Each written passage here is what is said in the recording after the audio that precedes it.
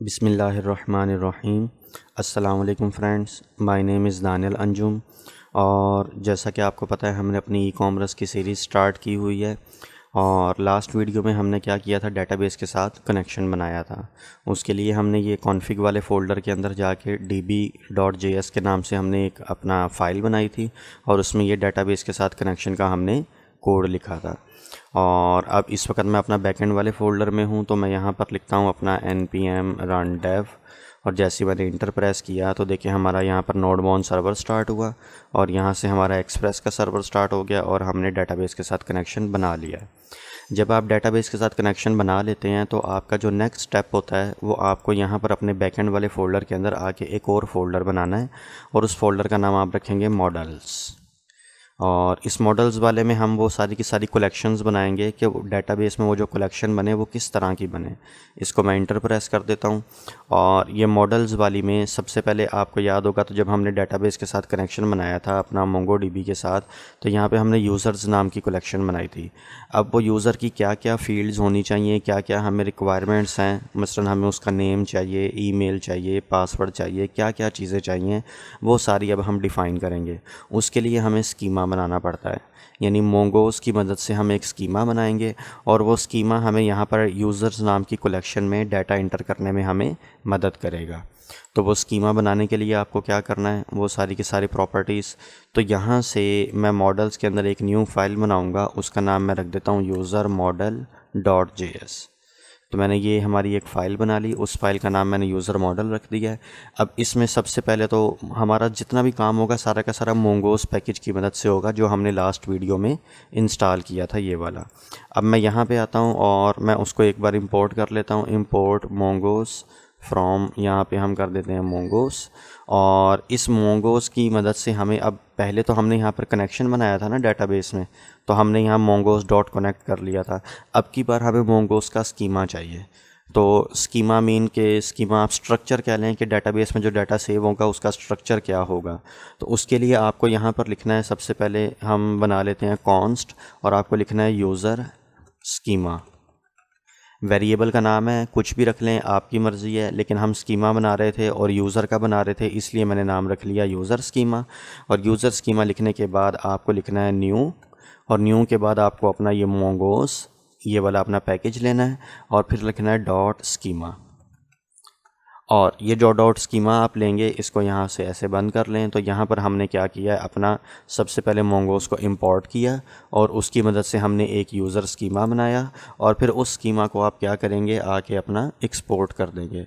तो आपको यहाँ पर लिखना है एक्सपोर्ट डिफ़ॉल्ट और उसके बाद मोंगोस डॉट मॉडल, और मॉडल के अंदर हम अपना नाम देंगे। तो हमने मॉडल का नाम देना है यूज़र, और यहाँ पर आके हम लिख देंगे, यानी ये जो आपने यूज़र लिखा है ना, ये डाटाबेस में जाके यू स्मॉल में हो जाएगा और इसके साथ यहाँ पे एस लग जाएगा, यानी यूज़र्स बन जाएगा। इसी वजह से मैंने डाटाबेस में ये यूज़र्स बनाया है। आप यहाँ पर जो है, जो यहाँ पर मॉडल में जो भी नाम देते हैं, मसलन आपने नाम दिया यूज़र, तो याद रखिएगा ये जो कैपिटल लेटर है ये स्मॉल में कन्वर्ट हो जाता है और यहाँ पर आर की जगह एस लग जाता है, मतलब ये यूज़र्स वाला बनेगा। अभी तो हमारा पहले ही बना पड़ा है तो वो क्या करेगा, इसे बनाएगा नहीं, इसमें जाके चीज़ें ऐड करनी शुरू कर देगा, जो जो हम चीज़ें यहाँ पे ऐड करना चाहते हैं। तो ये जो मैंने यहाँ यूज़र लिखा, ये यूज़र्स बाय डिफ़ॉल्ट याद रखिएगा डेटाबेस में जब जाता है तो यूज़र्स में कन्वर्ट हो जाता है, कैपिटल लेटर स्मॉल में कन्वर्ट हो जाता है और एंड पे जाके एस लग जाता है। तो उम्मीद है ये समझ आ गई होगी, ये बात आपने याद रखनी है। और उसके बाद यूज़र के बाद, अब ये तो वो डेटाबेस में जाके यूज़र का एक जो है वो बना देगा कलेक्शन यूज़र्स नाम से। अब इसमें आपने ये भी बताना है कि ये कलेक्शन किस तरह की बननी चाहिए। तो उसके लिए हमें क्या करना है, हमें ये यूज़र स्कीमा कॉपी करना है और यहाँ आके पेस्ट कर देना है। तो ये 3 लाइनें होती हैं जो आपको कोई भी स्कीमा बनाने के लिए लिखनी होती हैं। सबसे पहले आपको क्या करना है, अपना मोंगोस को इंपोर्ट करना है, उसके बाद आपने स्कीमा बनाना है और स्कीमा को मैंने यूज़र स्कीमा नाम के वेरिएबल में स्टोर कर लिया और फिर मैंने लिख दिया export default mongoose dot model और यहाँ मैंने लिखा यूज़र और हमारा आ गया यूज़र स्कीमा। अब इसके अंदर यहाँ पर हमें वो सारी की सारी फील्ड्स डिफ़ाइन करनी है जिन पे हमें अपना काम करना है। तो यहाँ पर जो हम फील्ड्स डिफ़ाइन करेंगे, तो सबसे पहले आपको पहला ऑब्जेक्ट लेना है जिसमें आप फील्ड्स डिफ़ाइन करेंगे और कॉमा लगा के यहाँ पर एक दूसरा ऑब्जेक्ट भी होता है। दूसरा ऑब्जेक्ट हमारा इसलिए काम आएगा कि हम डेटाबेस में जब डाटा ऐड करने लगें तो उसका टाइम, और डेटाबेस में जब आप डाटा अपडेट करने लगें उसका टाइम बाय डिफ़ॉल्ट खुद ब खुद मैनेज होता रहेगा, हमें उसको देखना नहीं पड़ेगा। तो यहाँ पर आके मैं लिखता हूँ टाइम स्टैम्प्स। ये देखिए मुझे सजेशन भी मिल गया, और टाइम स्टैम्प्स को मैं यहाँ पर क्या कर दूँगा, ट्रू कर दूँगा। तो टाइम स्टैम्प्स ट्रू करने का मकसद क्या है, ये देखें यहाँ पर ये स्कीमा था, स्कीमा के अंदर ये यहाँ पर ये जो हमारे करली ब्रेसेस फंक्शन की स्टार्ट हुई, और इसके अंदर हमें दो ऑब्जेक्ट लेने हैं। फर्स्ट ऑब्जेक्ट में तो अभी हम डिफ़ाइन करेंगे हमारे यूज़र की क्या क्या करैक्टरिस्टिक्स हैं जो हमें स्टोर करनी है अपनी, और यहाँ पर कॉमा लगा के सेकंड ऑब्जेक्ट में आपने यहाँ पर टाइम स्टैम्प्स ट्रू कर देना है। तो टाइम स्टैम्प्स ट्रू करने का मतलब ये है कि जब यूज़र क्रिएट होगा और यूज़र की जो हम किसी भी फील्ड में अगर अपडेट करेंगे तो वो वैल्यूज़ बाय डिफ़ॉल्ट खुद ब खुद हमारी यहाँ पर क्रिएट हो जाएंगी। तो अब मैं यहाँ पर आता हूँ और इस ऑब्जेक्ट में इंटर प्रेस करता हूँ, तो जो भी यूज़र रजिस्टर्ड होगा सबसे पहले मैं ये चाहूँगा मुझे उसका जो है वो नाम मिल जाए। तो मैं यहाँ पर लिखूँगा नेम, कॉलन लगाना है आपने, और फिर यहाँ पर ऐसे ये ब्रैकेट स्टार्ट कर देनी है, और इस ब्रैकेट को आपने ओपन कर लेना है। और यहाँ पर सबसे पहले कि वो जो नेम होगा उसकी डाटा टाइप क्या होगी, तो मैंने टाइप में आके बताया कि वो जो उसकी डाटा टाइप है वो होगी स्ट्रिंग। याद रखिएगा एस कैपिटल लिखना है आपने, ठीक है। तो मैंने ये कहा वो जो यूज़र स्कीमा बनेगा उसमें एक नेम नाम की फ़ील्ड होनी चाहिए, और उसकी टाइप हमारे पास क्या होनी चाहिए, स्ट्रिंग होनी चाहिए, और ये ऑब्जेक्ट की शक्ल में लिखनी है। दूसरा कि क्या वो जो है नेम आपको कंपलसरी है या नहीं है, मतलब जब यूज़र अपना जो है रजिस्टर्ड करे, डेटाबेस में डाटा ऐड करे, तो नेम आपको चाहिए ही चाहिए है या नहीं चाहिए, या ऑप्शनल है। तो मैं कह रहा हूँ ये कंपलसरी है, तो मैं यहाँ लिख दूँगा रिक्वायर्ड, और यहाँ मैं लिख दूँगा ट्रू। इस लाइन का मतलब ये है कि ये वाली फील्ड जो है ख़ाली नहीं हो सकती, नाम आपको देना ही पड़ेगा। और जब अक्सर लोग जब यूज़र की इनपुट करते हैं ना, तो वो हो सकता है लेफ़्ट और राइट पे स्पेस दे देते हैं। जावास्क्रिप्ट पे जब पढ़ाई थी तो वहाँ पे आपको मैंने वो ट्रिम फंक्शन पढ़ाया था, तो मैं यहाँ पर आके कर दूँगा ट्रिम, और यहाँ कर दूँगा ट्रू। अच्छा, ट्रिम ट्रू का क्या मतलब है, फ़र्ज़ करें जैसे मेरा यहाँ पर नेम है दानियाल अंजुम, मैंने यहाँ पर ये लिख दिया।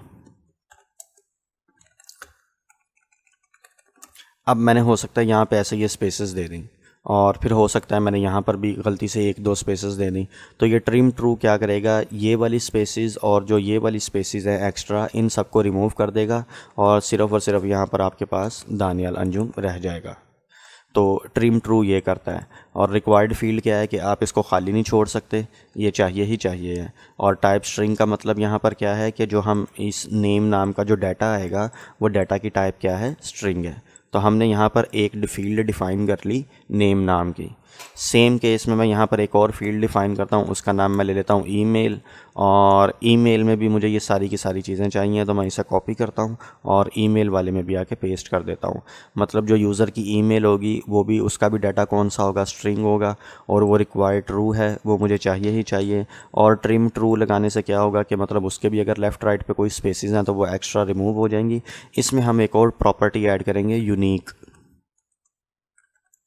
अच्छा, यूनिक ट्रू का क्या मतलब है, अब अगर हमारी डेटाबेस में कोई भी यूज़र डुप्लीकेट ईमेल से रजिस्टर्ड होने की कोशिश करेगा तो वो जो है रजिस्टर्ड नहीं हो पाएगा। वहाँ पर उसे हम एक एरर दिखाएंगे कि जो आपके पास ईमेल है वो आप जो है डुप्लीकेट दे रहे हो, इस ईमेल से आप डेटाबेस में रजिस्टर नहीं कर सकते। मसलन अगर आप फेसबुक पे ऊपर एक ही ईमेल पे दो फेसबुक अकाउंट नहीं आप बना सकते, क्योंकि आप जैसे ही अपने एक नया अकाउंट उसी ईमेल से बनाने लगते हो जिससे पहले आपके फेसबुक पे बना हो, तो वहाँ पर आपको जो है वो एरर शो कर देता है कि ईमेल ऑलरेडी एग्जिस्ट। तो वही चीज़ हम यहाँ पे कर रहे हैं कि हमने सबसे पहले कहा कि जो हमारा यूज़र नाम का जो डेटाबेस में कलेक्शन बनेगी उसमें एक नेम नाम की फ़ील्ड होगी, एक ईमेल नाम की फ़ील्ड होगी, और ईमेल में भी हमने टाइप स्ट्रिंग क्या दिया, रिक्वायर्ड ट्रू है, ट्रिम ट्रू है, और यूनिक ट्रू का मतलब है कि डुप्लीकेट एंट्री नहीं आ सकती।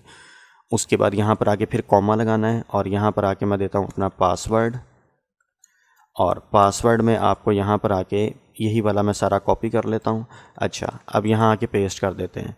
अब दो यूज़र्स का पासवर्ड सेम भी हो सकता है, लेकिन हम तो इनक्रिप्टेड करेंगे, हमें इसकी ज़रूरत ही नहीं है, तो ना ही हम उस पासवर्ड को ट्रिम करेंगे और ना ही हम यूनिक लगाएंगे। तो यहाँ से हम ये दोनों हटा देंगे। और पासवर्ड की में आपको पता है ABC वाले वर्ड्स भी आ सकते हैं और 1 2 3 वाले वर्ड्स भी आ सकते हैं और इसमें स्पेशल करैक्टर वगैरह भी आ सकते हैं। तो इसलिए हमने पासवर्ड की टाइप सिर्फ स्ट्रिंग रखी और रिक्वायर्ड ट्रू लिखा कि ऐसा ना हो कि कोई भी बंदा हमारी डाटाबेस में रजिस्टर्ड हो जाए और वो अपना पासवर्ड दे ही ना। तो हमने ये 3 फील्ड्स बना ली। इसको फ़िलहाल मैं यहाँ से क्लोज़ कर देता हूँ ताकि आपको ये नज़र आ जाए। यहाँ पर हमने नेम बनाया, ईमेल नाम की फ़ील्ड बनाई और उसकी हमने करैक्टरिस्टिक्स डिफ़ाइन की, और फिर हमने पासवर्ड नाम की फ़ील्ड बनाई और उसकी भी हमने करैक्टरिस्टिक्स डिफ़ाइन की। पासवर्ड के बाद जो है हम यूज़र की जो है प्रोफाइल पिक्चर लेंगे, उसको मैं यहाँ पर आप कुछ भी नाम दे लें, आपने जो आपने नाम देना है, मैं अवतार नाम दे लेता हूँ, आप इसको और कुछ भी नाम दे सकते हैं। और इसके अंदर आके यहाँ पर मैं लेता हूँ इमेज। अच्छा, यहाँ पर देखें या फ़िलहाल पिक्चर वाले को हम रहने देते हैं, इसको हम आगे जाके ऐड करेंगे। अभी फ़िलहाल हम पिक्चर को छोड़ देते हैं। यानी अभी हम सिर्फ नेम, ईमेल और पासवर्ड से यूज़र को क्या करवा लेंगे, अपनी डाटाबेस में रजिस्टर करवा लेंगे।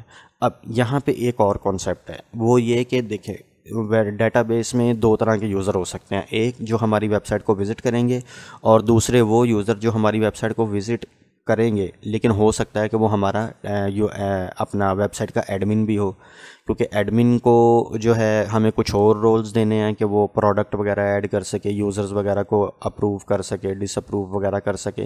यानी एक वेबसाइट का ओनर, एडमिन जो डाटाबेस वेबसाइट को मैनेज कर रहा है, और सेकंड यूज़र जो डाटाबेस को जो वेबसाइट को आके देख रहा है। अब यानी जैसे आप अमेज़ॉन की वेबसाइट पे जाते हैं, आप विज़िट करते हैं, आप एज ए यूज़र जाएंगे और वहाँ पर जो लोग अमेज़ॉन की वेबसाइट के ऊपर अपनी प्रोडक्ट्स ऐड कर रहे हैं, तो वो वहाँ के क्या हैं, एडमिन हैं। तो 2 तरह के हम रोल डिफ़ाइन करेंगे, एक एडमिन का और एक यूज़र का। तो इसलिए मैंने यहाँ पर एक रोल नाम की फ़ील्ड भी लेता हूँ और रोल नाम की फ़ील्ड के अंदर मैं यहाँ पर कहता हूँ टाइप, और टाइप में हम ऐसा करते हैं नंबर्स से लेके चलते हैं। तो इसकी टाइप में कर देता हूँ नंबर और यहाँ पर आके मैं कर देता हूँ, अच्छा अब नंबर कर दिया है। अब मैं ये चाहता हूँ जैसे ही मेरी वेबसाइट पे कोई अकाउंट बने, बाय डिफ़ॉल्ट वो यूज़र ही हो। एडमिन जब बनाना होगा तो हम उसे खुद बना लेंगे। तो यहाँ पर एक डिफ़ॉल्ट प्रॉपर्टी होती है। डिफ़ॉल्ट का मतलब ये है कि वो जो आप फील्ड बनाओगे उसमें ख़ुद ब खुद वैल्यू इंटर हो जाएगी। जैसे यूज़र रजिस्टर होगा, इस रोल नाम की फ़ील्ड में वैल्यू ख़ुद ब खुद इंटर हो जाएगी डिफ़ॉल्ट से, और वो डिफ़ॉल्ट में क्या दे देता हूँ यहाँ पे 0। अच्छा, यहाँ पर मैं लिख भी देता हूँ 0 मीन्स यूज़र। तो यहाँ पर मैंने ये कमेंट में लिख भी दिया अपनी याद दहानी के लिए कि जो हमारी वेबसाइट में यूज़र आए बाय डिफ़ॉल्ट रजिस्टर्ड होगा, उसका जो हमारे पास क्या नाम है रोल होगा, वो रोल जो है बाय डिफ़ॉल्ट क्या होगा, 0। और 0 मीन्स क्या है, यूज़र। और अगर उसका रोल 1 होता है तो 1 हम एडमिन के लिए रख देंगे। तो यहाँ पर ये मैंने एक छोटा सा स्कीमा बना लिया है। इसको हम फ्यूचर में और अपडेट करेंगे, इसमें पिक्चर वगैरह भी ऐड करेंगे और जो जो चीज़ें की हमें रिक्वायरमेंट होगी वो हम ऐड करेंगे। तो यहाँ पर मैंने क्या किया है, एक मॉडल्स नाम का फोल्डर बनाया और उसके अंदर यूज़र मॉडल .js के नाम से मैंने एक फ़ाइल बना ली, और यहाँ पर मैंने किया इंपोर्ट मोंगोस फ्रॉम मोंगोस, और उसकी मदद से मैंने एक स्कीमा डिफ़ाइन किया।